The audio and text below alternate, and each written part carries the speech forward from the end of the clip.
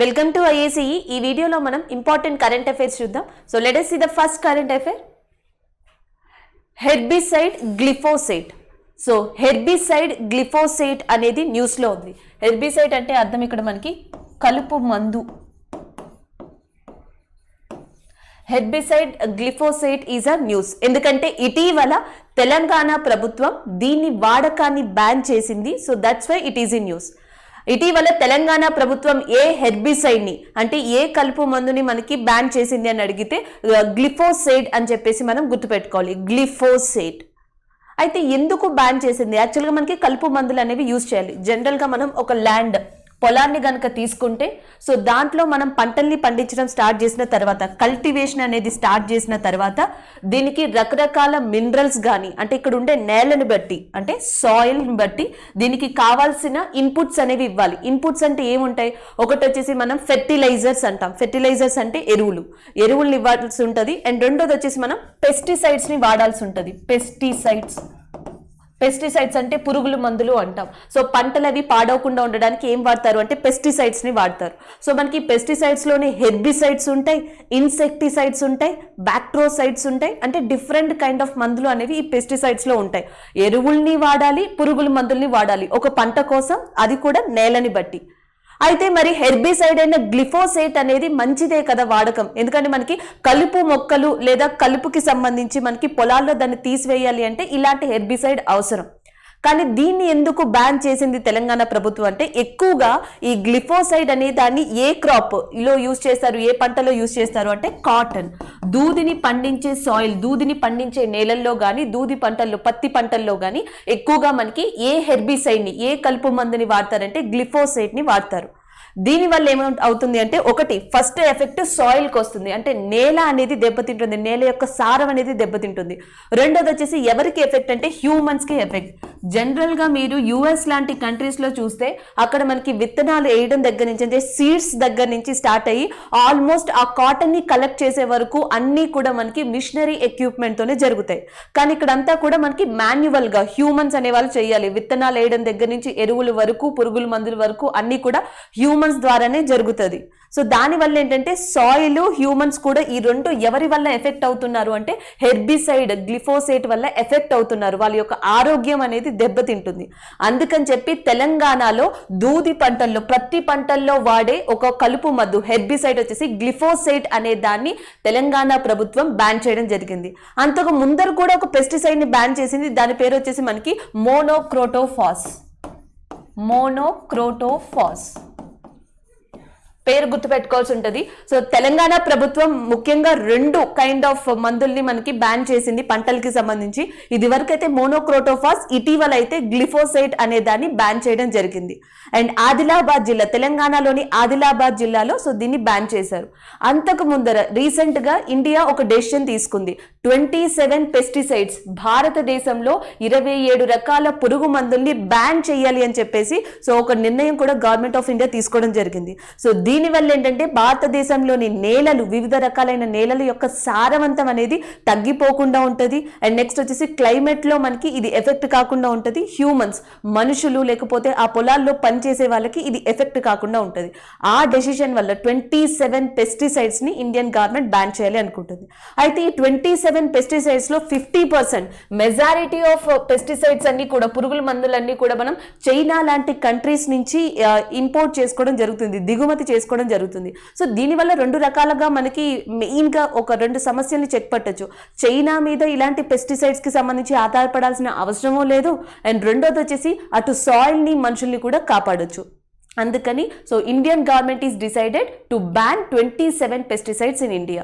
So మీరు current affair పరంగా గ్లిఫోసేట్ అని అనగానే తెలంగాణ ప్రభుత్వాన్ని, తెలంగాణ స్టేట్ని గుర్తుపెట్టుకోండి. అండ్ గ్లిఫోసేట్ ముఖ్యంగా తెలంగాణ దేనికోసం యూజ్ చేస్తుంది ఈ రాష్ట్రం అంటే కాటన్ కల్టివేషన్, ప్రతి పంట కోసం యూజ్ చేస్తుంది. అండ్ దాని తర్వాత వచ్చి మనం గుర్తుపెట్టుకోవాల్సింది హెర్బిసైడ్ అనేది దేనికి సంబంధించింది అంటే పెస్టిసైడ్స్లో one of the variant. So మీకు ఇవి వస్తానే ఉంటాయి. ఈరోజు తెలంగాణ ప్రభుత్వం, రేపు మహారాష్ట్ర, ఎల్లుండ కర్ణాటక, ఇవన్నీ ఇవన్నీ బ్యాన్ చేస్తాయి కాబట్టి ఇక్కడ నేమ్ మాత్రమే చేంజ్ అవుతుంది, కాన్సెప్ట్ ఈజ్ సేమ్. అంటే మనకి పంటలు క్రాప్స్ కల్టివేషన్ అనగానే పెస్టిసైడ్స్ ఫెర్టిలైజర్స్ అనేవి రెండు రకాల రీసోర్సెస్ గా మనం గుర్తుపెట్టుకోవాల్సి ఉంటుంది. So this is all about that herbicide glyphosate news. So second current affair మనకి mission for integrated development of horticulture. So ఇక్కడ మనకి MIDH అనే ప్రోగ్రామ్ గురించి మాట్లాడుతున్నాం. సో హార్టికల్చర్ యొక్క ఇంటిగ్రేటెడ్ డెవలప్మెంట్, హార్టికల్చర్ అభివృద్ధి కోసం మనకి ఒక న్యూస్ అనేది రావడం జరిగింది. సో దాన్ని డిస్కస్ చేద్దాం. అయితే ఇటీవల కేంద్ర ప్రభుత్వం సెంట్రల్ గవర్నమెంట్ 2021 ఈ సంవత్సరానికి గాను మనకి హార్టికల్చర్ ని డెవలప్ చేయడం కోసం 2250 కోట్లని శాంక్షన్ చేసింది. ఎన్ని క్రోర్స్ అంటే 2250 crores are sanction to develop horticulture in India. And that కూడా మనకి ఏ ప్రోగ్రామ్ పరంగా అంటే mission for integrated development of horticulture అనే పథకం కింద ఇంత అమౌంట్ ని కేంద్ర ప్రభుత్వం అలొకేట్ చేయడం జరిగింది. So that's why it is in news. అయితే ఈ పథకం 2014 నుంచి మనకి అమలులో ఉన్న. సో 2021లో మనకి 2250 కోట్లని రిలీజ్ చేయడం వల్ల తిరిగి న్యూస్ లోకి రావడం జరిగింది. అక్కడితో మనకి ప్రెసెంట్ కరెంట్ అఫైర్ గురించి ఇంతవరకు ఇన్ఫర్మేషన్ సరిపోతుంది. అయితే ఇక్కడ ఒక పదం ఇచ్చారు హార్టికల్చర్ అని చెప్పి. ఇటీవల హార్టికల్చర్ అనేది న్యూస్ లో ఉంది. దానికి సంబంధించి ఏ విషయం కరెక్ట్ లేదా దానికి సంబంధించి ఏ విషయం కరెక్ట్ కాదు, ఇలాంటి క్వశ్చన్స్ కూడా అడిగే ఛాన్స్ ఉంది. సో ఫస్ట్ మనం తెలుసుకోవాల్సింది అసలు హార్టికల్చర్ అంటే ఏంటి. It's a system in the agriculture. మనకి వ్యవసాయంలోనే ఒక వ్యవస్థగా చెప్పొచ్చు. ఎలాంటి వ్యవస్థ? ఒకటి వచ్చేసి ఫుడ్ క్రాప్స్ అంటాం, ఆహార పంటలు. అండ్ రెండోది వచ్చేసి మెడిసిన్స్. సో మనకి మెడికల్ పరంగా యూజ్ అయ్యేవి, అంటే మెడిసిన్స్ తయారు చేయడానికి కొంత రా మెటీరియల్ అవసరం. అలాంటి రా మెటీరియల్ ని పండించే సిస్టమ్ అయినా అయి ఉండొచ్చు, లేదా ఫుడ్ క్రాప్స్ అంటాం, ఆహార పంటల్ని పండించే సిస్టమ్ అయినా అయి ఉండొచ్చు. సో అలాంటి సిస్టమ్ ని, అలాంటి వ్యవస్థని హార్టికల్చర్ గా మనం చెప్పొచ్చు. Horticulture is nothing but the system, the process which food crops and medicines are cultivated. ఆహార పంటలు లేకపోతే నెక్స్ట్ వచ్చేసి వైద్యానికి సంబంధించి ఇంపార్టెంట్ పంటల్ని పండించే, అంటే దానికి కావాల్సిన మెటీరియల్ కి సంబంధించిన ఇంపార్టెంట్ పంటల్ని పండించే ఒక సిస్టమాటిక్ ప్రాసెస్ గా హార్టికల్చర్ ని పిలవచ్చు. అయితే ఇక్కడ డెఫినేషన్ తెలుసుకున్న తర్వాత ఇది చాలా ఇంపార్టెంట్. ఇండియా అయినా ప్రపంచమైన ఫుడ్ క్రాప్స్ అనేది చాలా ఇంపార్టెంట్. సో మనకి గార్డెనింగ్ అని కూడా పిలవచ్చు హార్టికల్చర్ ని. అయితే ఈ ఫుడ్ క్రాప్స్ లో రెండు రకాలుగా ఉంటాయి. ఒకటి వచ్చేసి మనకి వెజిటేబుల్స్ కి సంబంధించి, అండ్ రెండోది వచ్చేసి ఫ్రూట్స్. ఒకటి ఫ్రూట్స్ ని పండిస్తారు, అండ్ రెండోది వచ్చి వెజిటేబుల్స్ ని పండిస్తారు. జనరల్ గా మనం చెప్పుకున్నప్పుడు ఇలా చెప్పుకోవచ్చు కానీ, బట్ ఎగ్జామ్ పాయింట్ ఆఫ్ వ్యూలో in the systematic way of approach in horticulture, horticulture ప్రకారం మనకి ఆహార పంటల్లో ఈ ఫ్రూట్స్ ని పండించే సిస్టమ్ ని ఏమని పిలుస్తారు? To cultivation of fruits is called as what అని అడుగుతారు. పొమాలజీ అని చెప్పి పిలవచ్చు. So pomology is nothing but cultivation of fruits కింద మనం కన్సిడర్ చేయొచ్చు. సో నెక్స్ట్ వచ్చేసి మనకి ఆలరీ కల్చర్ అంటే వెజిటేబుల్స్ కి సంబంధించి. సో ఆలరీ కల్చర్ అనేది వెజిటేబుల్స్ కి సంబంధించి, అండ్ నెక్స్ట్ పొమాలజీ అనేది ఫ్రూట్స్ కి సంబంధించి. సో ఈ రెండు కూడా మనకి ఫుడ్ క్రాప్స్ లోకి వస్తాయి. వీటినన్నిటిని పండించడాన్ని హార్టికల్చర్ అని చెప్పి పిలుస్తారు. ఇప్పుడు కాదు, ఇండిపెండెన్స్ వచ్చిన దగ్గర నుంచి కూడా ఇండియాలో మనకి ఇది చాలా ప్రాధాన్యం ఉంది. మెయిన్ ఇంపార్టెన్స్ మనకి ఫుడ్ అండ్ మెడిసిన్ కాబట్టి భారతదేశంలో ఒక కీలక పాత్ర వహించేది హార్టికల్చర్. సో ఇలాంటి దాన్ని డెవలప్ చేయాలి. మనం పండించేసి వేరే కంట్రీస్ కి ఇచ్చేయడం కన్నా ఫస్ట్ మన కంట్రీలో ఎక్కువ ప్రొడక్షన్ ఉండాలి. మన కంట్రీలో సఫిషియెంట్ ఉన్న తర్వాత పక్క కంట్రీస్ లో మనం ప్రొడక్ట్ చేయాలి. సో ఇవి మనకి మెయిన్ ఎయిమ్. అందుకే 2014-15 లో దీన్ని స్థాపించడం జరిగింది. ఏమని? Mission integrated development of horticulture. So దాని తర్వాత 2014-2015 ఇయర్స్ లో భారతదేశంలో సఫిషియెంట్ గా, యాజ్ పర్ డేటా ప్రకారం, సో సఫిషియెంట్ గా పంటల్ని పండించడం మొదలు పెట్టాం. సో మనకి ఎప్పుడైతే కావాల్సినంత ఉందో అండ్ పక్క కంట్రీస్ కి మనం ఎక్కువ ప్రొడక్షన్ చేయగలం. సో అలా మనం 2015 తర్వాత నుంచి పక్క కంట్రీస్ కి ఫుడ్ క్రాప్స్, అంటే వేరే కంట్రీస్ ఏవైతే ఉన్నాయో, వేరే దేశాలు ఏవైతే ఉన్నాయో, సో వాటికి ఎక్కువగా మనం ఫుడ్ క్రాప్స్ ని ప్రొడక్ట్ చేయగలుగుతున్నాం.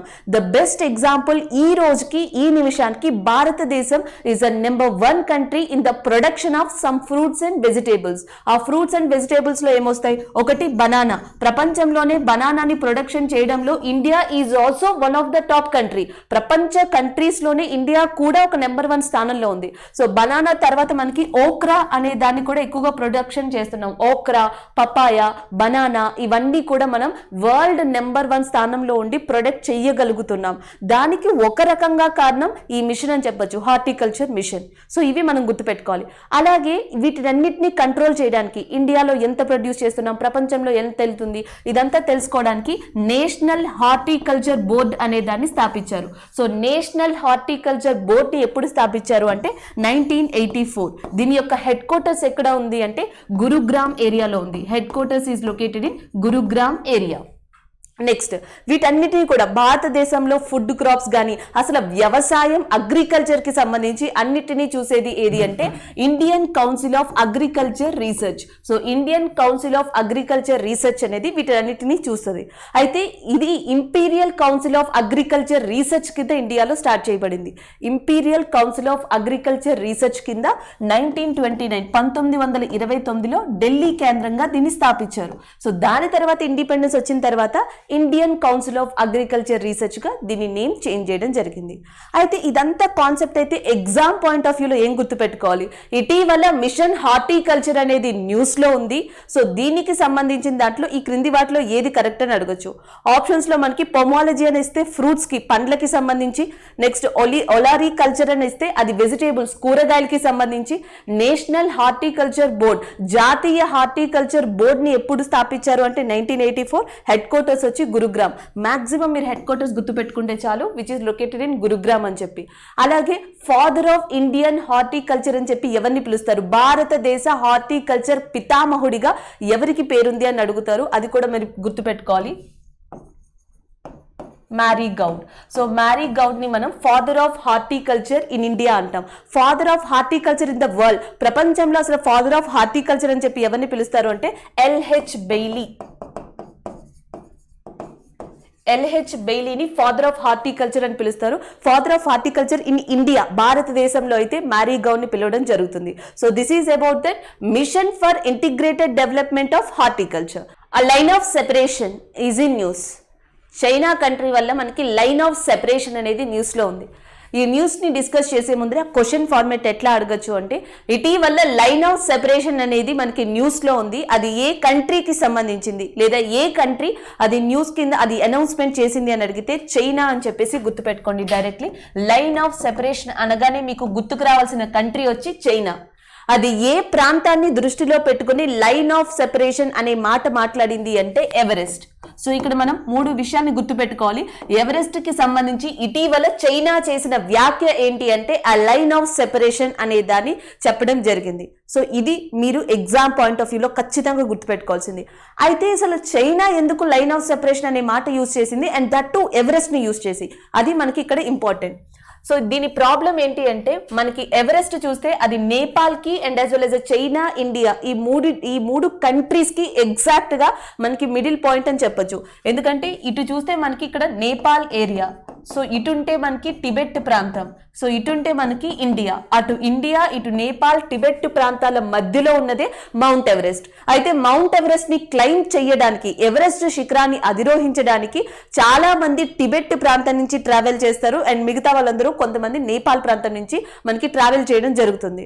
సో దీని వల్ల ప్రాబ్లం ఏంటంటే ఇట్లా క్లైమ్ చేయడానికి వచ్చిన వాళ్ళు, క్లైమ్ చేసి కిందకి దిగిన వాళ్ళు, అంటే ఎవరెస్ట్ శిఖరాన్ని అధిరోహించడానికి వచ్చిన వాళ్ళు, ఎవరెస్ట్ శిఖరాన్ని ఎక్కి మళ్ళీ తిరిగి వచ్చేవాళ్ళు, లేదా ఎవరెస్ట్ శిఖరం బేస్ క్యాంప్కి వెళ్ళి మళ్ళీ తిరిగి వచ్చేవాళ్ళు, వీళ్ళందరి వల్ల ఈ ఏరియాస్ లో నేపాల్ చుట్టుపక్కల ఉన్న ప్రాంతాల్లో కోవిడ్ కేసెస్ అనేవి ఎక్కువ అవుతున్నాయి. సో దాని వల్ల ఏంటంటే తమ బోర్డర్ దగ్గర ఉన్న ప్రాంతాల్లోని ప్రజలకి కూడా ఈ కోవిడ్ అనేది అటాక్ అవుతుంది కాబట్టి ఒక లైన్ ఆఫ్ సెపరేషన్ అనే దాన్ని ఇది క్రియేట్ చేద్దామని చెప్తుంది. So China line of separation గాని క్రియేట్ చేయగలిగితే అప్పుడు ఏమవుతుంది అంటే it will ban the persons from that mount Everest climbers. So ఎవరైతే మనకి మౌంట్ ఎవరెస్ట్ ఎక్కాలనుకుంటున్నారో వాళ్ళందరూ ఈ లైన్ ఆఫ్ సెపరేషన్ ప్రాంతం నుంచి ఎక్కడానికి కుదరదు as per restriction of China. వాళ్ళందరూ ఖచ్చితంగా నేపాల్ ప్రాంతం నుంచి ఎక్కాల్సి ఉంటుంది. అప్పుడు ఎవరికి బెనిఫిట్ అంటే టిబెట్ వాళ్ళకి రిస్క్ అనేది ఎక్కువగా కనిపించదు. ఈ కాన్సెప్ట్ తోనే చైనా ఒక లైన్ ఆఫ్ సెపరేషన్ అనే మాటని యూజ్ చేసింది. దీని తర్వాత ఇది న్యూస్ లోనే వస్తూ ఉంటుంది, ఎందుకంటే చైనా చెప్పింది, దానికి ఖచ్చితంగా ఆబ్వియస్లీ నేపాల్ ఒప్పుకోదు అండ్ చైనా దీని మీద మళ్ళీ డిస్కషన్ అనేది స్టార్ట్ చేస్తుంది కాబట్టి సో మళ్ళీ న్యూస్ లో కనిపిస్తుంది కాబట్టి లైన్ ఆఫ్ సెపరేషన్ అంటే మౌంట్ ఎవరెస్ట్ ప్రాంతానికి సంబంధించి చైనా ఇటీవల చేసిన వ్యాఖ్యలుగా మనం గుర్తుపెట్టుకోవాలి. అయితే మౌంట్ ఎవరెస్ట్ పదే పదే ఏప్రిల్ మంత్ లో మే మంత్ లో కరెంట్ అఫైర్ లో ఉంటుంది కాబట్టి దాని గురించి కూడా చూడాలి. ఇర్రెస్పెక్టివ్ ఆఫ్ ఎగ్జామ్, అది ఏ ఎగ్జామ్ అయినా కానివ్వండి, మౌంట్ ఎవరెస్ట్ మాత్రం మీకు ఖచ్చితంగా దాని కీ పాయింట్స్ గుర్తుండాలి. మౌంట్ ఎవరెస్ట్ అనేది మనకి ఏ ప్రాంతంలో ఉంది అంటే నేపాల్లో. నేపాల్లో దీన్ని మౌంట్ ఎవరెస్ట్ అని పిలవరు. Mount Everest is called as a Nepal Sagarmatha, దీన్ని సాగర్ మాత అని పిలుస్తారు. మరి అటు నుంచి టిబెట్ నుంచి కూడా యాక్సెస్ ఉంది కాబట్టి టిబెట్ నుంచి యాక్సెస్ అయ్యే ప్రాంతాల్లోని ప్రజలు ఎవరెస్ట్ ని ఎవరెస్ట్ అని పిలవరు, చోమ్లుంగ్మా అని చెప్పేసి పిలుస్తారు. It is called as a Chomolungma. ప్రపంచం మరియు ఇండియా మాత్రమే ఎవరెస్ట్ ని ఎవరెస్ట్ అని చెప్పేసి పిలుస్తుంది. ఇది ఒకటి.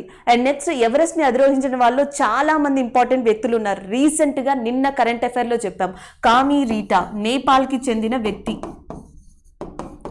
సో నేపాల్కి చెందిన వ్యక్తి 25వ సారి 25th టైం ఎవరెస్ట్ శిఖరాన్ని అధిరోహించారని, ఎవరెస్ట్ శిఖరాన్ని క్లైమ్ చేశారని చెప్పాం. ఆయన పేరు వచ్చేసి మనకి కామి రీటాగా గుర్తుపెట్టుకోవాలి. అలాగే ఎవరెస్ట్ శిఖరం యొక్క హైట్ వచ్చేసి 8848 మీటర్లు. కానీ దీని హైట్ ఇప్పుడు ఇంక్రీజ్ అయింది కాబట్టి 8848.86 metres of height of Everest గా మనం గుర్తుపెట్టుకోవాలి. ఎవరెస్ట్ గురించి, ఈ చుట్టుప్రక్కల ప్రాంతాల గురించి చైనాకి ఎప్పటి నుంచో డిస్ప్యూట్స్ ఉన్నాయి అండ్ డిస్కషన్స్ ఉన్నాయి, చాలా ప్రాబ్లమ్స్ ఉన్నాయి. ఈ నేపథ్యంలో ఇలాంటి ఏరియా న్యూస్ లోకి రావడం అనేది ఇంటర్నేషనల్ వైడ్ గా అండ్ నెక్స్ట్ వచ్చేసి మనకి and as well as disputes పరంగా, డిఫెన్స్ పరంగా కూడా ఇది చాలా చాలా ఇంపార్టెంట్ న్యూస్. అయితే మనం గుర్తుపెట్టుకోవాల్సింది మౌంట్ ఎవరెస్ట్ అనేది నేపాల్లో ఉంది. మౌంట్ ఎవరెస్ట్ ని అత్యధికంగా ఎక్కే వాళ్ళందరూ ఒకటి నేపాల్ నుంచి, రెండు టిబెట్ ప్రాంతం నుంచి అధిరోహించడం జరుగుతుంది. ఈ నేపథ్యంలో కోవిడ్ రిస్క్ ని ఆపడం కోసం చైనా ఈ టిబెట్ ప్రాంతం నుంచి వచ్చే వాళ్ళ కోసం లైన్ ఆఫ్ సెపరేషన్ అనే దాన్ని ఏర్పాటు చేయాలి అనుకుంటుంది. సో దట్స్ వై ఇటీవల ఇది కరెంట్ అఫైర్ లో ఉంది. దాని పక్కన పెడితే మౌంట్ ఎవరెస్ట్ కు సంబంధించి తెలంగాణలో గుర్తుపెట్టుకోవాల్సిన అమ్మాయి పేరు పూర్ణ. అతి చిన్న వయసులోనే, చాలా తక్కువ వయసులోనే 13 years ఆఫ్ ఏజ్ లో పూర్ణ ఎవరెస్ట్ శిఖరాన్ని అధిరోహించిన విమెన్ అండ్ లేదా గర్ల్ గా మనం రికగ్నైజ్ చేయొచ్చు అమ్మాయిగా. అలాగే భారతదేశంలో మొట్టమొదటి మహిళ వచ్చేసి బచేంద్ర పాల్ సింగ్. ఇటీవల 25వ సారి ఎవరెస్ట్ ని ఎక్కిన వ్యక్తి ఎవరు అంటే Kami Rita from that a area అంటే నేపాల్. సో ఇవి మనం ఆ లైన్ ఆఫ్ సెపరేషన్ గురించి ఎక్కువగా గుర్తుపెట్టుకోవాల్సిన విషయాలు.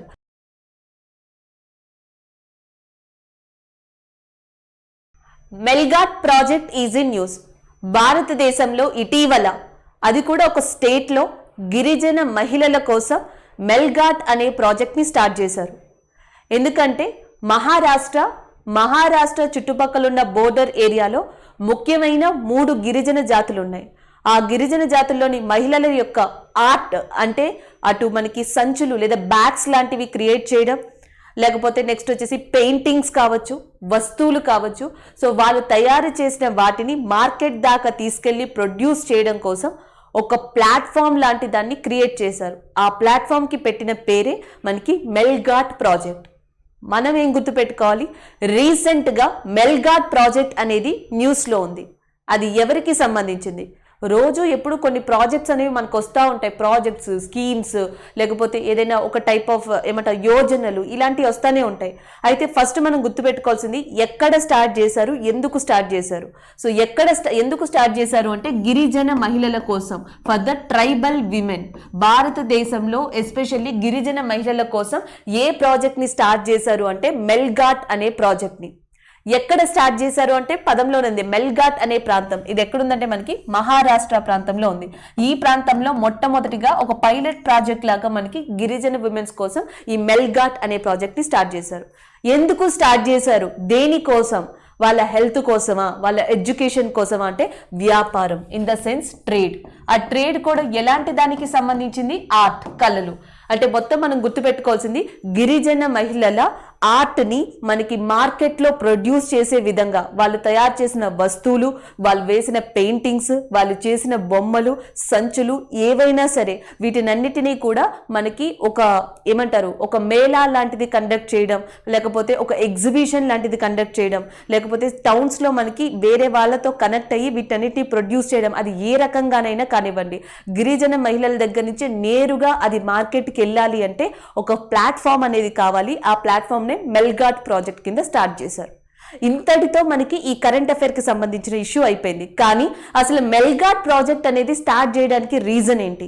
ఎందుకంటే మెల్ఘాట్ చుట్టుపక్కల కూడా మనకి వార్లీ అనే ఒక గిరిజన జాతి ప్రజలు ఉన్నారు. వార్లీ అనే ట్రైబ్ ఒకటి, గోండ్స్ అనే ట్రైబ్ ఒకటి. గోండ్ జనరల్ గా మధ్యప్రదేశ్లో ఉంటారు, మహారాష్ట్రలో కూడా ఉంటారు వీళ్ళు. అండ్ కొరకు అనే ఇంకొక ట్రైబ్ ఒకటి. ఈ 3 ట్రైబ్స్ కూడా మనకి ముఖ్యంగా ఈ మెల్ఘాట్ చుట్టుపక్కల ప్రాంతాల్లో ఎక్కువగా ఉండడం జరుగుతుంది. వీళ్ళల్లో మహిళలు అంటే మనకి ట్రైబల్ విమెన్ ఇలాంటి కళలు, బ్యాగ్స్ కానీ లేకపోతే చిన్న చిన్న వస్తువులు కానీ, పెయింటింగ్స్ కానీ ఇలాంటివి చెయ్యడంలో చాలా చాలా ఫేమస్. అంటే ఒక రకంగా చెప్పాలంటే ప్రొఫెషనల్స్ లాగా. సో వీళ్ళు ఇచ్చే ఈ కళని అండ్ మార్కెట్కి చూపించాలి, అండ్ దట్టు వీళ్ళు కూడా బెనిఫిట్ పొందాలి. అందుకోసం అని చెప్పి ఈ మెల్ఘాట్ ప్రాజెక్ట్ని స్టార్ట్ చేశారు. అయితే ఇక్కడ ఇంకొకటి ఏంటంటే ఈ జాతులన్నీ కూడా సీజనల్ మైగ్రేట్ అవుతూ ఉంటాయి. ఒక సీజన్లో మాత్రమే ఈ మెల్ఘాట్ ప్రాంతంలో ఉండడం, ఇంకొక సీజన్ వచ్చేటప్పటికి వాళ్ళు అక్కడి నుంచి వేరే ప్రాంతానికి వెళ్ళడం. ఎందుకు వెళ్తారంటే బికాస్ ఆఫ్ మాల్ న్యూట్రిషన్, వాళ్ళకి పోషణ అనేది కంటిన్యూషన్గా ఉండదు. అండ్ సెకండ్ వచ్చేసి వ్యాపారం అనేది కంటిన్యూటీగా ఉండదు, వాళ్ళకి డైలీ సర్వైవల్ అనేది కంటిన్యూటీగా ఉండదు. దానివల్లే మెల్ఘాట్లో వీళ్ళు ఒక సీజన్లో లేదా ఒక కాలంలోనే ఉంటారు, మిగిలినప్పుడు వేరే వేరే ప్రాంతాల్లో సర్వైవ్ అవ్వడం జరుగుతుంది. అలా కాకుండా వీళ్ళకి ఇక్కడ స్థిర నివాసాలు ఏర్పరచాలి, వీళ్ళకంటూ ఈ ప్రాంతీయం ఏదైతే ఉందో, ఈ రీజనల్ ఏరియా ఏదైతే ఉందో అది అలవాటు చేయాలి, అండ్ వీళ్ళకి డైలీగా సర్వైవ్ అవ్వాలి ఆ ప్రాంతంలో అని చెప్పేసి ఈ మెల్ఘాట్ అనే ప్రాజెక్ట్ ని స్టార్ట్ చేశారు. సో మనం ఏం గుర్తుపెట్టుకోవాలి, ఏ గిరిజన మహిళల బెనిఫిట్ కోసం, ఏ గిరిజన మహిళల యొక్క భవిష్యత్తు కోసం లేదా వాళ్ళ యొక్క సర్వైవల్ కోసం మెల్ఘాట్ అనే ప్రాజెక్ట్ మహారాష్ట్ర లేదా ఆ ప్రాంతంలో స్టార్ట్ చేయబడింది అంటే వార్లీ, గోండు, కొర్కు అనే ట్రైబ్స్ కోసం. మనకి ఇండియాలో చాలా ఇంపార్టెంట్ పెయింటింగ్స్ ఉన్నాయి, మీకు ఆల్రెడీ తెలిసే ఉంటుంది. ఒకటి వచ్చేసి మధుబాని పెయింటింగ్ అంటాం. జనరల్గా మధుబాని పెయింటింగ్ అనగానే మనకి చాలా ఫేమస్ పెయింటింగ్ అని తెలుసు, కానీ ఇది ఒక ట్రైబ్ కమ్యూనిటీ మనకి మొట్టమొదటిగా ప్రొడ్యూస్ చేసిన పెయింటింగ్ ఇది. ఈ మధుబాని పెయింటింగ్ అనేది మనకి బీహార్ ప్రాంతంలో చాలా ఫేమస్, బీహార్ ఏరియాలో. దాని తర్వాత నెక్స్ట్ వచ్చేసి మనకి పటచిత్ర అని ఒక పెయింటింగ్ ఉంటుంది. పటచిత్ర పెయింటింగ్ వచ్చేసి Odisha community, Odisha tribal people మొట్టమొదటిగా దాన్ని ప్రొడ్యూస్ చేశారు. అలాగే భారతదేశంలో ఇంకొక ఫేమస్ పెయింటింగ్ వచ్చేసి వార్లీ పెయింటింగ్ అంటాం. సో వార్లీ పెయింటింగ్ అనేది ఏ ట్రైబల్ ప్రొడ్యూస్ చేస్తారు అంటే వార్లీ.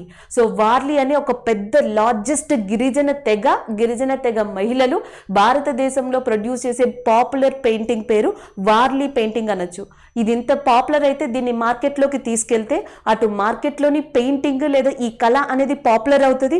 దానివల్ల ఎవరు బెనిఫిట్ పొందుతారు అంటే వార్లీ అనే తెగ బెనిఫిట్ పొందుతుంది, వాళ్ళు ఇక్కడ జీవనోపాధిని పొందగలుగుతారు. సో ఇది మెల్ఘాట్ ప్రాజెక్ట్ యొక్క మెయిన్ ఉద్దేశం. అలాగే భారతదేశంలో మెల్ఘాట్ టైగర్ రిజర్వ్ అనేది ఎక్కడుంది అంటే Maharashtra. Melghat tiger reserve is located in Maharashtra. Nowadays current affairs are not direct, మీకు డైరెక్ట్గా మెల్ఘాట్ ప్రాజెక్ట్ ఏ స్టేట్ అని ఇచ్చే ఛాన్సెస్ చాలా తక్కువ. ఈ క్రింది వాటిలో which of the following is a correct one, which of the following is not a correct one regarding to Melghat project. Melghat project ముఖ్యంగా వార్లీ, కొయినా అండ్ నెక్స్ట్ వచ్చేసి మనకి బోడో ట్రైబ్స్ కోసం ఈ ప్రాజెక్ట్ని స్టార్ట్ చేశారు. అండ్ నెక్స్ట్ వచ్చేసి ఈ ప్రాజెక్ట్ని మెల్ఘాట్ అంటే మహారాష్ట్ర ప్రాంతంలో స్టార్ట్ చేశారు. నెక్స్ట్ పాయింట్ వచ్చేసి మనకి మెల్ఘాట్ టైగర్ రిజర్వ్ అనేది మనకి మహారాష్ట్రలో ఉంది. ఈ క్రింది వాటిలో ఏది కరెక్ట్ కాదని అడుగుతారు. మెల్ఘాట్ ప్రాజెక్టు వార్లీ, గోండో, కొర్కు అనే గిరిజన ప్రజల కోసం స్టార్ట్ చేశారు. మెల్ఘాట్ టైగర్ రిజర్వ్ లేదా మెల్ఘాట్ అనే ప్రాంతం మహారాష్ట్రలో ఉంది. ముఖ్యంగా దీన్ని కళల కోసం, ఆర్ట్ని మార్కెట్లో ప్రొడ్యూస్ చేయడం కోసం దీన్ని స్టార్ట్ చేశారు. అయితే ఎక్స్టర్నల్ పాయింట్స్గా మనం ఏం గుర్తుపెట్టుకోవాలి, కొన్ని పాయింట్స్ ఏంటంటే పెయింటింగ్స్ ఇండియాలో చాలా famous, tribal paintings. Odisha Pattachitra అనే పెయింటింగ్ ఫేమస్. అండ్ నెక్స్ట్ వచ్చేసి మనకి మధుబాని బీహార్లో famous. Warli painting, Warli tribe అంటే మహారాష్ట్రలో ఇది ఫేమస్ గా చెప్పొచ్చు. So this is about the Melghat project. So next current affair, Manoj Das international literary award. So మనకి మనోజ్ దాస్ పేరు మీద అంతర్జాతీయ లిటరరీ అవార్డ్ అనేది ఇటీవల ఏ ప్రభుత్వం ప్రకటించింది అంటే ఒడిస్సా.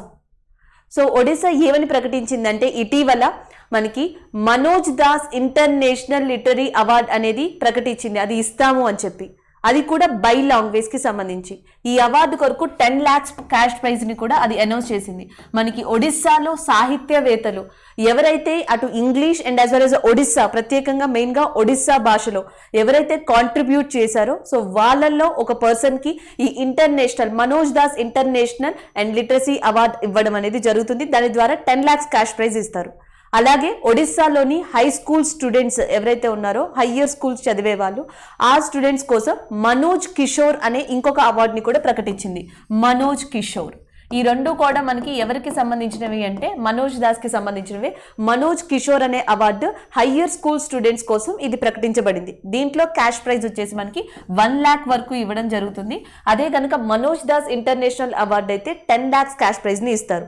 ఇదంతా దేనికి సంబంధించింది అంటే లిటరేచర్, సాహిత్యానికి సంబంధించింది. అండ్ ఎస్పెషల్లీ మనకి ఒడిస్సా లాంగ్వేజ్ అనేది ఇక్కడ ముఖ్యం. అండ్ నెక్స్ట్ వచ్చేసి బై లాంగ్వేజ్ అని చెప్పారు, ఒడిస్సా మరియు ఇంగ్లీష్. అయితే ఇక్కడ ముఖ్యంగా గుర్తుపెట్టుకోవాల్సింది మనోజ్ దాస్ని. అండ్ ఒడిస్సాలో ఒక ప్రముఖ ఎడిటర్ అండ్ రైటర్ కూడా, ప్రముఖ రచయితగా ఒడిస్సాలో చాలా చాలా పాపులర్ వ్యక్తి. అండ్ ఇండియాలో కూడా చాలా పాపులర్ వ్యక్తి మనోజ్ దాస్. ఇటీవల ఆయన మరణించడం జరిగింది due to health conditions. So ఆయన మరణించిన తర్వాత ఆయన జ్ఞాపకార్థంగాను, ఆయన గౌరవార్థంగాను with Manoj Das honour and Odisha government is announced that is a Manoj Das international literary award అనేది ప్రకటించింది. ఈ అవార్డు ఇస్తాము అని చెప్పి. అలాగే మనకి ఈ మనోజ్ దాస్ అనే ఆయన చాలా గొప్ప రచయిత, నెంబర్ ఆఫ్ బుక్స్ రాశారు. సో దాంట్లో one of the important book కింద మనం అంతరంగ భారత అనే బుక్ ని చెప్పొచ్చు. అంతరంగ భారత. సో అంతరంగ భారత ఇది అనేది మనకి 3 partsలో ఇండియాలో రిలీజ్ అయింది. చాలా పాపులర్ బుక్. అటు ఒడిశాలోను అండ్ ఒడియాలోను అండ్ యాజ్ వెల్ as ఇంగ్లీష్లో కూడా ఈ బుక్ రాసి ఉన్నారు మనోజ్ దాస్. సో ఇలాంటివి నెంబర్ ఆఫ్ బుక్స్ ఈయన రాసి ఉన్నారు. అయితే ఈయన చనిపోయిన కారణంగా ఆఫ్టర్ హిస్ డెత్ ఈయన గౌరవార్థం ఇటీవల ఈ అవార్డుని ప్రకటించారు. అలాగే మనం ఒడిశా గురించి గత 3 రోజులుగా మనం డిస్కస్ చేసుకుంటున్నాం. ఒకటి వచ్చేసి ఒడిశా ప్రభుత్వం జర్నలిస్టుల కోసం ఒక పథకాన్ని, ఒక యోజనని అనౌన్స్ చేసింది. అండ్ దాని తర్వాత ఒడిశా చీఫ్ మినిస్టర్ ఇండియాలోనే ది బెస్ట్ చీఫ్ మినిస్టర్ గా అనౌన్స్ చేయడం జరిగింది ఆర్మాక్స్ అనే సంస్థ. And Odisha chief minister Naveen Patnaik himself is a author. ఆయన కూడా ఒక ప్రముఖ రచయితే. ఆయన రాసిన 3 ఇంపార్టెంట్ బుక్స్ గురించి కూడా నిన్న చెప్పుకున్నాం. ఆ డెజర్ట్ కింగ్డమ్ అనే ఒకటి, సెకండ్ ప్యారడైజ్ ఒకటి, ద గార్డెన్ అనే ఒక బుక్ ఒకటి. ఈ 3 కూడా రాసిన పర్సన్ ఎవరు అంటే నవీన్ పట్నాయక్. సో ఈ 3 విషయాలు మనం ఈ మంత్ కరెంట్ అఫైర్ లో చెప్పుకున్నాం. ఒడిశాకి సంబంధించి జర్నలిస్ట్ స్కీమ్ ఒకటి, అండ్ ఒడిశాకి సంబంధించి నవీన్ పట్నాయక్ బీజూదల్ పార్టీ నుంచి the best chief minister in India కింద ర్యాంక్ ని సంపాదించారు. థర్డ్ వచ్చేసి ఇటీవల ఒడిశాకు సంబంధించిన మనోజ్ దాస్ అనే ప్రముఖ రచయిత చనిపోయారు. ఆయనకి సంబంధించి Manoj Das international literary award అనేది ప్రకటించడం జరిగింది. దాని యొక్క క్యాష్ ప్రైజ్ ఎంత అంటే 10 lakhs. అలాగే హయ్యర్ స్కూల్ స్టూడెంట్స్ కూడా, సో వాళ్ళు ఎవరైనా లిటరరీ వర్క్ లో గనక ఎక్కువ నైపుణ్యం, స్కిల్ ని కనబరిస్తే అలాంటి వాళ్ళని కూడా సెలెక్ట్ చేసి మనోజ్ కిషోర్ అనే అవార్డుని ఇస్తారు. దాంట్లో క్యాష్ ప్రైజ్ వచ్చేసి 1 lakh గా అనౌన్స్ చేయడం జరిగింది. So that is about that Manoj Das international literary award. So next current affair, Vikram Sarabhai space centre. So మనకి Vikram Sarabhai space centre news లో ఉంది. దీనికి రీజన్ చూద్దాం. ఇటీవల ISRO and Vikram Sarabhai centre so ఇవేం చేశాయంటే కోవిడ్ పేషెంట్స్ కోసం ఒక 4 డిఫరెంట్ కైండ్ ఆఫ్ వేస్ ని ఇవ్వడం జరిగింది. అంటే వాయు, ప్రాణ, స్వస్థ అండ్ శ్వాస్ అనే 4 డిఫరెంట్ కైండ్ ఆఫ్ ప్లాట్ఫామ్స్ ని, అంటే విధానాల్ని కోవిడ్ పేషెంట్స్ హెల్ప్ కోసం ఇవి ప్రొవైడ్ చేశాయి. అందుకని ఇది న్యూస్ లో ఉంది. అయితే ఇటీవల విక్రమ్ సారాభాయ్ సెంటర్ అనేది మనకి న్యూస్ లో ఉంది. సో అది ఎక్కడ ఉంది, దాని యొక్క హెడ్ క్వార్టర్స్ లేదా ఆ ప్రాంతం అనేది ఎక్కడుంది అని అడుగుతారు. తిరువనంతపురం ఇన్ కేరళ. సో మనకి కేరళలోని తిరువనంతపురం అనే ప్రాంతంలో విక్రమ్ సారాభాయ్ స్పేస్ సెంటర్ అనేది లొకేట్ అయ్యింది. అలాగే నెక్స్ట్ వచ్చేసి మనకి ఇది ప్రాణ, వాయు, శ్వాస, శ్వాస అనే 4 విధానాలను ఇచ్చింది. దీనికి అర్థం ఏంటంటే ఇక్కడ మనకి ప్రాణ అంటే programmable respiratory assistance for the needy aid. So ఎవరికైతే రెస్పిరేటరీ ప్రాబ్లమ్స్ ఉన్నాయో అలాంటి వాళ్ళకి హెల్ప్ చేయడం కోసం ప్రాణ అనే దాన్ని స్టార్ట్ చేశారు. Programmable respiratory assistance for the needy aid. And next వచ్చేసి మనకి వాయు. సో వాయు అంటే అర్థం ఏంటంటే ventilation assist unit. So ventilation assist unit అనేది వాయు.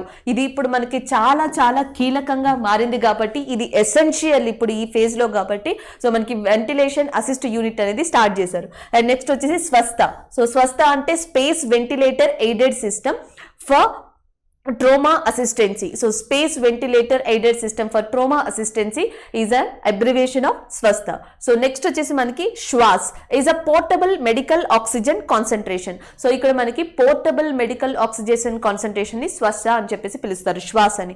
శ్వాస, స్వస్థ, వాయు, ప్రాణ, దీస్ ఆర్ ద 4 థింగ్స్. ఒక 4 విధానాలని ఎవరు ప్రొవైడ్ చేశారు అంటే విక్రమ్ సారాభాయ్ సెంటర్ ప్రొవైడ్ చేయడం జరిగింది. అది మనం గుర్తుపెట్టుకోవాలి. దాని యొక్క హెడ్ క్వార్టర్స్ వచ్చేసి తిరువనంతపురం కేరళ ఇండియాలో ఉంది.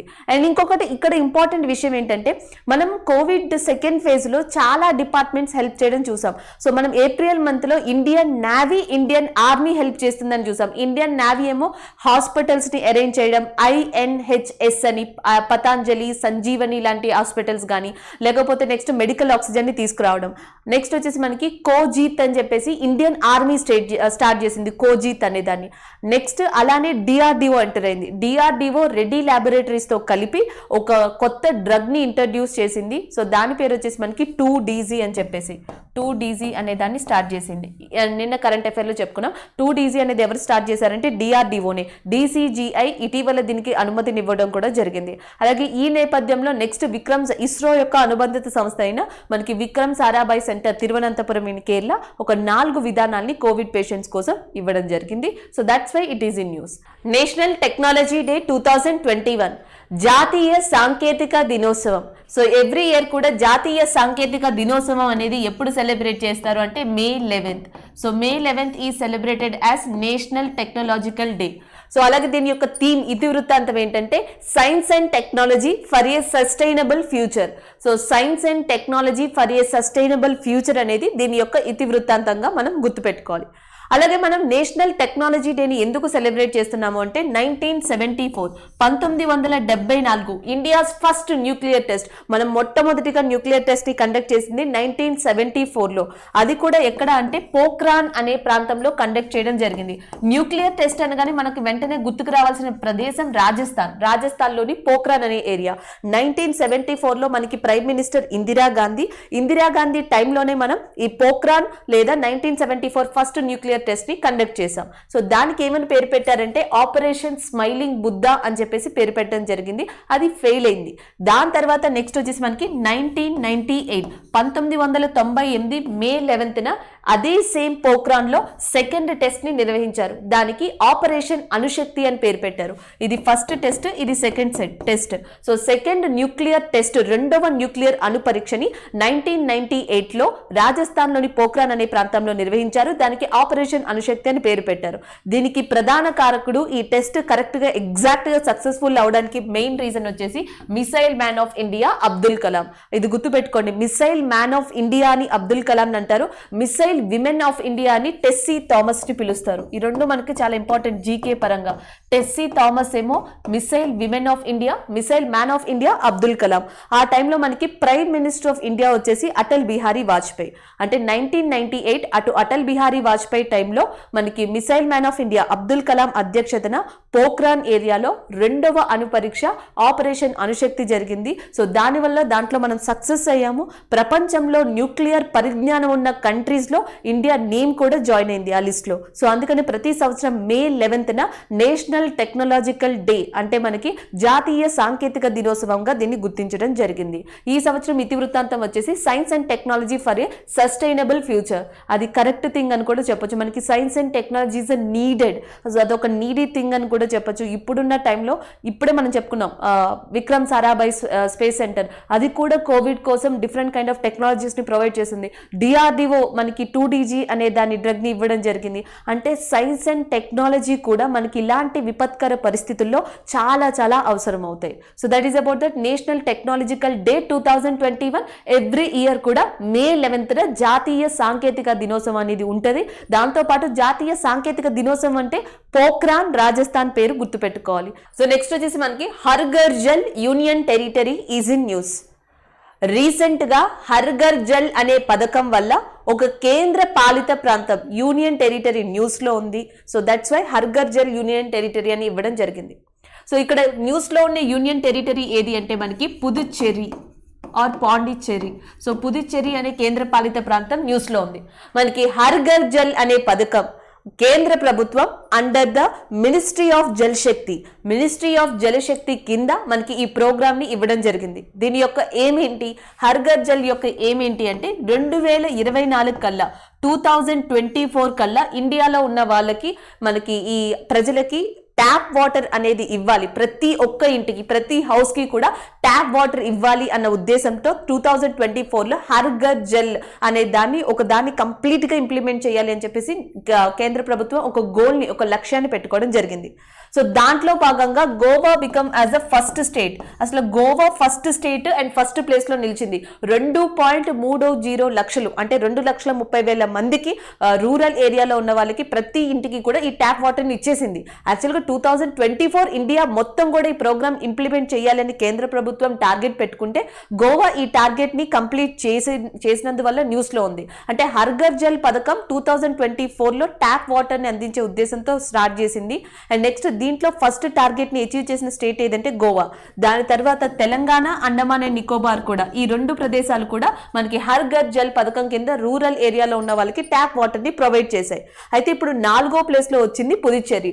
అంటే ఇండియాలో 4 ప్లేసులు అనుకున్న లక్ష్యాన్ని 2024 కన్నా ముందుగానే సాధించాయి. హర్ ఘర్ జల్ ప్రకారం ట్యాప్ వాటర్ ని ఇవ్వాలి అని చెప్పేసి గవర్నమెంట్ ఆఫ్ ఇండియా డిసైడ్ అయింది. లక్ష్యం ఏ సంవత్సరానికి పెట్టుకుంది? Targeted year 2024. కానీ దానికన్నా ముందుగానే భారతదేశంలో ఏ 4 ప్రదేశాలు, ఏ 4 ప్లేసెస్ ఈ టార్గెట్ ని రీచ్ అయ్యాయి అంటే గోవా, పుదుచ్చేరి అండ్ అండమాన్ అండ్ నికోబార్, తెలంగాణ. కానీ ఫస్ట్ ఏది అంటే గోవా. మరి యూనియన్ టెరిటరీస్ లో ఫస్ట్ ఏది అంటే అండమాన్ అండ్ నికోబార్. కేంద్ర పాలిత ప్రాంతాల్లో అయితే అండమాన్ అండ్ నికోబార్, నార్మల్ గా అయితే గోవా అని చెప్పేసి మనం గుర్తుపెట్టుకోవాల్సి ఉంటుంది. అది మనకి her Ghar Jal union territory అనే కరెంట్ అఫైర్ గురించి. ఇది కూడా దేని కిందకి వస్తుంది అంటే మినిస్ట్రీ ఆఫ్ జల్ శక్తి కిందకి రావడం జరుగుతుంది. ఇది వరకు లాస్ట్ ఇయర్ అయితే మనకి her Ghar Jal especially rural ఏరియాని టార్గెట్ చేసింది జల్ జీవన్ మిషన్. దాని తర్వాత ఇప్పుడు అర్బన్ ఏరియాని కూడా టార్గెట్ చేయనుంది.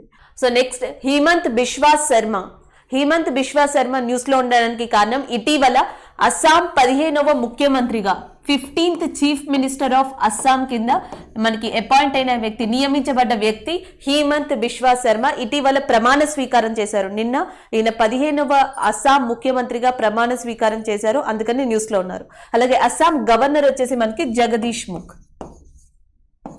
సో జగదీష్ ముఖ్ మనకి అస్సాం గవర్నర్ గా ఉన్నారు. అస్సాం చీఫ్ మినిస్టర్ ఇప్పుడు హిమంత బిశ్వా శర్మ. ఇది వరకు సర్బానంద్ సోనోవాలా స్థానంలో అస్సాం చీఫ్ మినిస్టర్ గా ఇది వరకు సర్బానంద్ సోనోవాలా ఉన్నారు. ఆయన యొక్క ప్లేస్ లో మనకి 15వ ముఖ్యమంత్రిగా ఇప్పుడు హిమంత్ బిశ్వాస మనకి ప్రమాణ స్వీకారం చేశారు. So that's why it is in news. Next one చూద్దాం. నెక్స్ట్ వచ్చేసి మనకి Shankar Ghosh is in news. So Shankar Ghosh news లో ఉండడానికి కారణం ఈయన ఇమ్యూనాలజిస్ట్. అయితే ఇండియన్ ఆరిజిన్ ఇమ్యూనాలజిస్ట్ అయిన శాంకర్ ఘోష్ కి ఇటీవల national academy of sciences award అనేది లభించింది. National academy of sciences award లభించిన వ్యక్తి మనకి Shankar Ghosh. National academy of sciences అనే అవార్డుని ఇటీవల ఎవరికి మనకి ఇచ్చారు అంటే శాంకర్ ఘోష్ అనే వ్యక్తికి. ఈయన ఏ విభాగంలో ఫేమస్ అంటే ఈయన famous immunologist in India. And next one చూద్దాం.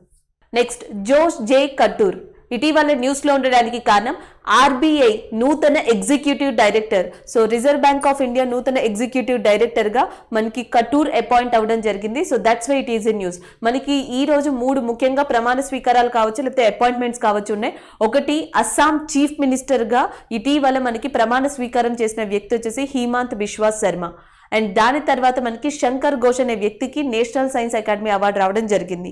అండ్ నెక్స్ట్ వచ్చేసి మనకి జోష్ కటూర్ అనే పర్సన్ మనకి ఆర్బీఐకి నూతన executive director, new executive director గా నియమించబడడం జరిగింది.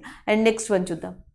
సో నెక్స్ట్ వచ్చేసి మనకి Harsharan Kaur. So Harsharan Kaur is in news ఎందుకంటే she is the first women and who appointed as the chief engineer of the Punjab power corporation. So మనకి chief engineer Punjab power corporation కి ఇటీవల ఒక మొట్టమొదటి మహిళ అపాయింట్ అయ్యారు. సో ఆమె పేరు వచ్చేసి మనకి హర్షరన్ కౌర్. సో మనకి హర్షరన్ కౌర్ ఇటీవల ఏ పవర్ కార్పొరేషన్ కి లేదా ఏ స్టేట్ యొక్క పవర్ కార్పొరేషన్ కి చీఫ్ ఇంజనీర్ గా నియమితులయ్యారు అంటే పంజాబ్. ఈ పేరును గుర్తుపెట్టుకోండి. హర్షరన్ కౌర్ పంజాబ్ పవర్ కార్పొరేషన్ కి ఇటీవల ఇంజనీరింగ్ చీఫ్ గా మొట్టమొదటి మహిళ కూడా. దట్టు ఈమె ఫస్ట్ విమెన్ గా కూడా మనం రికగ్నైజ్ చేయాలి, గుర్తుపెట్టుకోవాలి. నెక్స్ట్ వన్ మనకి Fortunato Franco passed away. So Fortunato Franco అనే పర్సన్ ప్రముఖ వ్యక్తి, ఇంటర్నేషనల్ ఫుట్బాల్ ప్లేయర్, అంతర్జాతీయ ఫుట్బాల్ ప్లేయర్ అయిన మనకి ఫార్చునేటో ఫ్రాంకో ఇటీవల కోవిడ్ కారణంగా, సో కోవిడ్ అటాక్ అవడం వల్ల చనిపోయారు. So that's why it is in news. ఈయన ఏ స్టేట్ కి సంబంధించిన వ్యక్తి అంటే ఈయన మహారాష్ట్ర స్టేట్ కి సంబంధించిన వ్యక్తి. అండ్ యాజ్ వెల్ యాజ్ ఏ గేమ్ లో ఫేమస్ అంటే ఫుట్బాల్ ప్రముఖ ఫుట్బాల్ ఆటగాడు. ఇంటర్నేషనల్ ఫుట్బాల్ ప్లేయర్, మహారాష్ట్రకి చెందిన వ్యక్తి ఫ్రాంటో ఇటీవల కోవిడ్ కారణంగా మరణించారు. So that's why it is in news. అలాగే 1962 జరిగిన ఏషియన్ గేమ్స్ లో గోల్డ్ మెడల్ కూడా గెలుచుకోవడం జరిగింది ఈయన. So that is about that Franco and who is from that Maharashtra area. Next one చూద్దాం. సో నెక్స్ట్ వచ్చేసి మనకి వినేష్ కల్రా పాస్డ్ అవే. ఆఫ్ఘనిస్తాన్లో ఇండియన్ డిప్లొమాటిక్గా మనకి వర్క్ చేస్తున్న మనకి వినేష్ కల్రా అనే పర్సన్ కోవిడ్ అటాక్ వల్ల మరణించడం జరిగింది. యాక్చువల్గా కోవిడ్ వచ్చిన తర్వాత he is the first person. Covid మనకి ఈ సీజన్ వచ్చిన తర్వాత అటు ఫస్ట్ ఫేజ్లో కానీ సెకండ్ ఫేజ్లో కానీ ఇండియా తరపున డిప్లొమాటిక్గా వర్క్ చేస్తూ వేరే కంట్రీలో చనిపోయిన వ్యక్తి డిప్లొమాట్స్లో ఫస్ట్ పర్సన్ మనకి వినేష్ కల్రా. ఈయన ఏ కంట్రీలో చనిపోయారు అంటే ఆఫ్ఘనిస్తాన్లో. సో ఇటీవల ఆఫ్ఘనిస్తాన్ అనేది మనకి ఎక్కువగా న్యూస్లో కనిపిస్తూ ఉంది. ఒకటి ధలా డ్యామ్ వల్ల అండ్ రెండోది వచ్చేసి తాలిబన్స్ వల్ల. అది ఆల్రెడీ మనం డిస్కస్ చేసాం. ధలా డ్యామ్ ఆఫ్ఘనిస్తాన్లోనే ఉంది. తాలిబన్స్ అనే వాళ్ళు కూడా ఆఫ్ఘనిస్తాన్కి చెందిన వాళ్ళే. అలాగే ఆఫ్ఘనిస్తాన్ యొక్క క్యాపిటల్ వచ్చి ఏది అంటే Kabul. Kabul is the capital of Afghanistan, Afghanistan రాజధాని. అలాగే ఆఫ్ఘనిస్తాన్లో ఇండియన్ డిప్లొమేట్, ఏ ప్రముఖ డిప్లొమేట్ మనకి కోవిడ్ కారణంగా చనిపోయారు అంటే ఆయన పేరు వినేష్ కల్రా.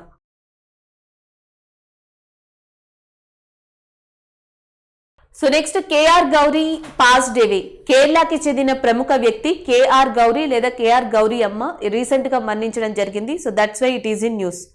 కేరళలోని అసెంబ్లీ నుంచి ఆల్మోస్ట్ 11 times 11 సార్లు ఈమె రిప్రజెంట్ అయ్యారు. సో ఈ ప్రముఖ రాజకీయవేత్తగా ఏమని చెప్పొచ్చు. అలాగే కేరళలోని ప్రముఖ కమ్యూనిటీ అయిన ఎజావా అనే కమ్యూనిటీ నుంచి మొట్టమొదటి మహిళ, ఒక లా గ్రాడ్యుయేట్ గా వచ్చిన మొట్టమొదటి మహిళగా ఈ గౌరీ అమ్మ అని చెప్పొచ్చు. అలాగే iron lady of Kerala politics అని చెప్పేసి ఈమెని పిలవడం జరుగుతుంది.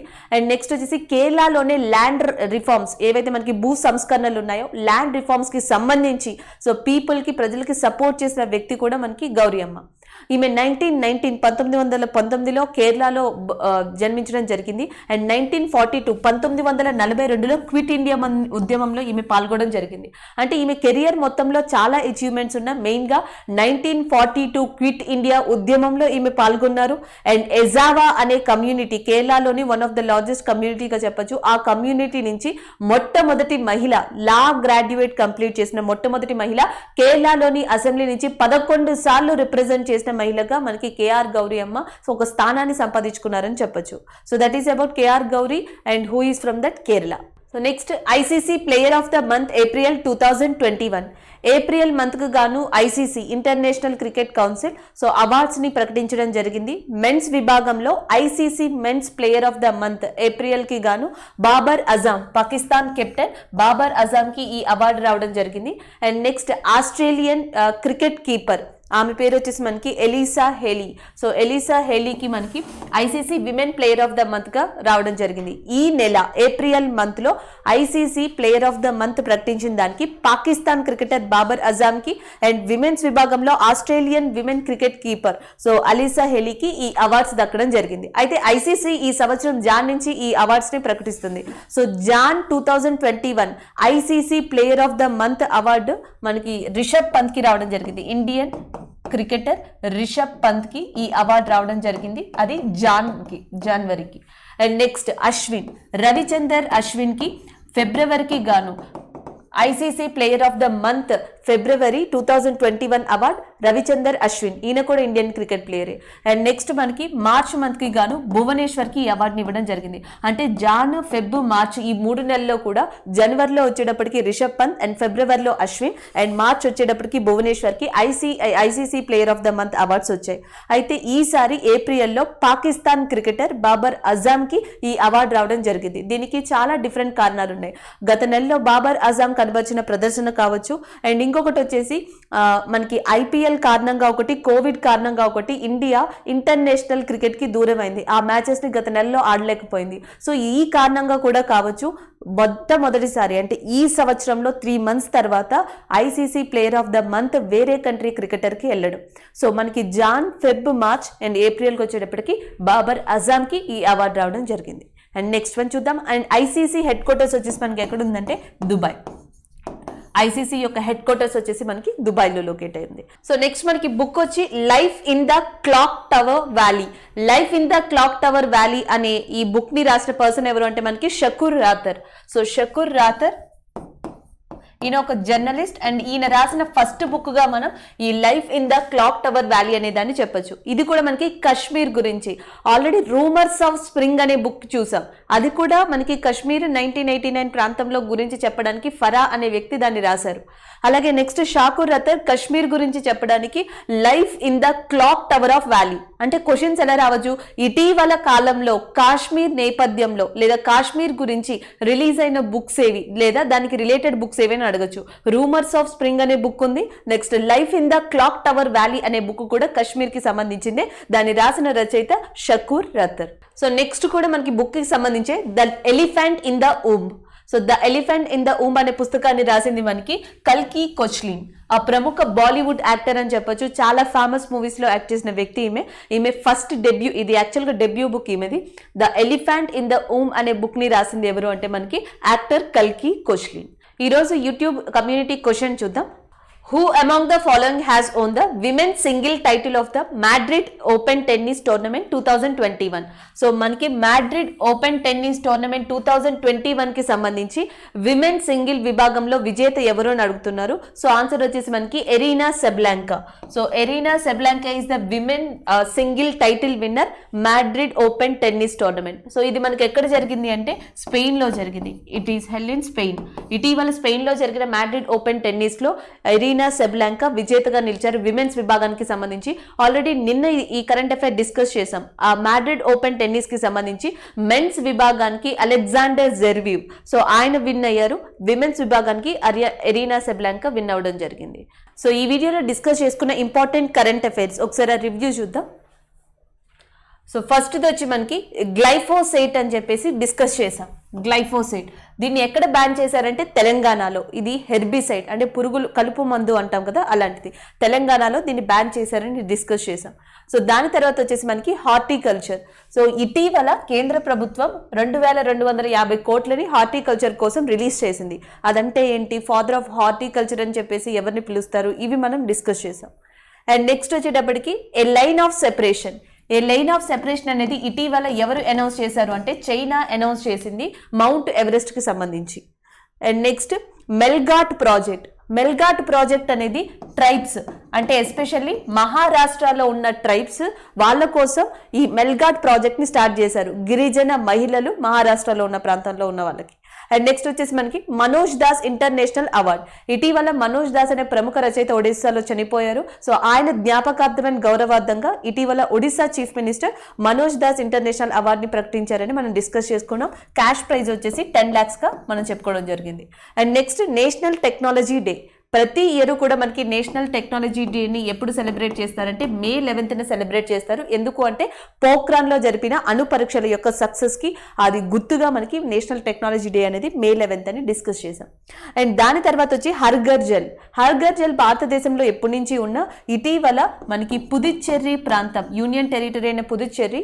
సో ఈ అచీవ్మెంట్ని 2024 ట్యాప్ వాటర్ అందరికీ ఇవ్వాలనే అచీవ్మెంట్ని సాధించిన దాంట్లో ఈ పుదుచ్చేరి అనేది కూడా లిస్ట్లో చేరడం జరిగింది. దాన్ని డిస్కస్ చేసాం. And next Himanta Biswa Sarma. హేమంత్ బిశ్వా శర్మ ఇటీవల ఏ స్టేట్ కి చీఫ్ మినిస్టర్ గా మనకి ప్రమాణ స్వీకారం చేశారు అంటే అస్సాంకి. అండ్ నెక్స్ట్ వచ్చేసి శంకర్ ఘోష్. ఈయన ఇమ్యూనాలజిస్ట్. ఈయనకి అవార్డు వచ్చింది, నేషనల్ అకాడమీ సైన్స్ అవార్డు ఈయనకి రావడం జరిగింది. అండ్ నెక్స్ట్ వచ్చేసి జోషి జే కాటూర్. సో జోషి జే కాటూర్ ఆర్బీఐకి ఎగ్జిక్యూటివ్ డైరెక్టర్, నూతన ఎగ్జిక్యూటివ్ డైరెక్టర్గా నియమించబడ్డారు.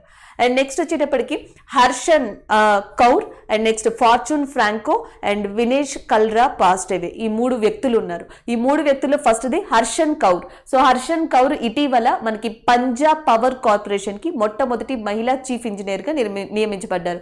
సో అది మనం డిస్కస్ చేసాం. ఫార్చ్యూన్ వచ్చేటప్పటికి మహారాష్ట్రలో famous football player and India తరపున చాలా టోర్నమెంట్స్ లో ఈయన పార్టిసిపేట్ చేశారు. ఇటీవల కోవిడ్ కారణంగా ఈయన మరణించారు. And next Vinesh cholera passed away. Vinesh cholera Afghanistan లో ఇండియా తరపున డిప్లొమాటిక్ గా పనిచేస్తున్నారు. కోవిడ్ కారణంగా ఈయన మరణించారని చెప్పుకున్నాం. అండ్ నెక్స్ట్ వచ్చేసి కేఆర్ గౌరీ పాజిటివ్. కేరళలో ఒక ప్రముఖ రాజకీయవేత్త, ఎజావా కమ్యూనిటీ నుంచి మొట్టమొదటి లా గ్రాడ్యుయేట్ గా ఈమెను చెప్పాం. అంటే భారతదేశంలో ఈసారి కేరళలో మనకి గౌరీ అమ్మ, అండ్ మహారాష్ట్రకు వచ్చేటప్పటికి ఫ్రాంక్టో అనే పర్సన్ చనిపోవడం జరిగింది. అండ్ ఆఫ్ఘనిస్తాన్ లో ఇండియన్ డిప్లొమేట్ అయిన కల్రా చనిపోయారు. అండ్ నెక్స్ట్ వచ్చేసేటప్పటికి ICC player of the month. ఈసారి ICC player of the month men's విభాగానికి బాబర్ అజాం, పాకిస్తాన్ కెప్టెన్ బాబర్ అజాం కి అవార్డు వచ్చింది. అండ్ ఆస్ట్రేలియాకి సంబంధించి హెలీకి విమెన్ ఏమంటారు క్రికెట్ వికెట్ కీపర్, ఆమెకి అవార్డు రావడం జరిగింది. అది మనం డిస్కస్ చేసాం. అండ్ నెక్స్ట్ వచ్చేటప్పటికి life in the clock tower valley, 2 books గురించి చెప్పాం. Life in the clock tower valley ఇది దేని గురించి అంటే కశ్మీర్ గురించి రాయడం జరిగింది. దాంతోపాటు the elephant in the womb అనే పుస్తకాన్ని డిస్కస్ చేసాం. So this is all today. Thank you.